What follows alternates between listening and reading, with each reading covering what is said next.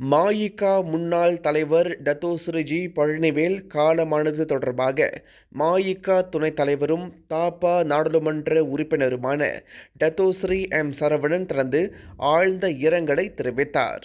ஓர் உன்னதமான தலைவரை இழந்துவிட்டோம். அவரது மறைவு மலேசிய இந்திய சமூகத்திற்கும் மஇகா கட்சிக்கும் பேரிழப்பாகும் என்று டத்தோஸ்ரீ சரவணன் தெரிவித்தார்.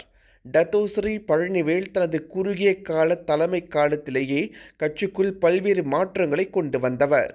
மஇகா உறுப்பினர்களுக்கான சீருடை, கட்சியின் அடையாள அட்டை உள்ளிட்ட பல புதிய நடைமுறைகளை அறிமுகப்படுத்தியவர் எனவும், மூத்த தலைவர் டாக்டர் சாமிவேலுவின் நெருங்கிய விசுவாசியாகவும் ஆலோசகராகவும் செயல்பட்டவர் எனவும் அவர் நினைவு கூர்ந்தார்.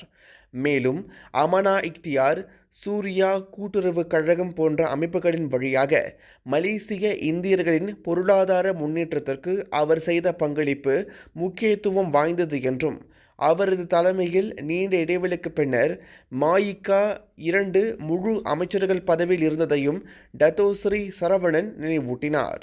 அன்னாரின் மறைவால் வேதனையில் இருக்கும் குடும்பத்தினருக்கும் அவரை பிரிந்தவர்களுக்கும் எனது ஆழ்ந்த இரங்கலையும் ஆன்மா சாந்தியடைய பிரார்த்தனையும் தெரிவிக்கின்றேன் என தாபா நாடாளுமன்ற உறுப்பினருமான டத்தோஸ்ரீ சரவணன் நம்பிக்கை ஊடகத்துடன் தமது இரங்கல் செய்தியை பகிர்ந்து கொண்டார்.